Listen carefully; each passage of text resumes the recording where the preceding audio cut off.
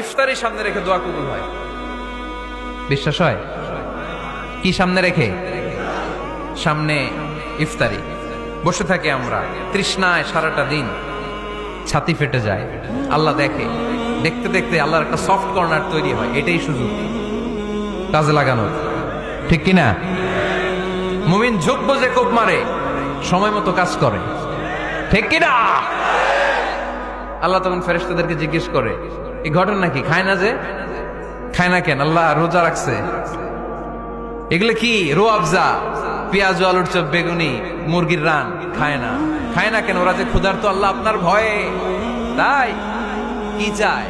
আল্লাহ আপনার কাছে ক্ষমা চায়, ক্ষমা চায়। আল্লাহ রহমতের দরিয়ায় জোশ খেলে যায়। আল্লাহ তখন বলে, আমারে দেখছে নাকি ওরা? ফেরেশতারা বলে, না দেখে নাই। আমার জান্নাত জাহান্নাম দেখেছে? না দেখে নাই। আমারে না দেখে, জান্নাত জাহান্নাম না দেখে আমার এত ভয় করে। যাও, আজকের এই রোজার বিনিময়ে এখন বান্দা যা চাইবে সব কবুল করে নাও।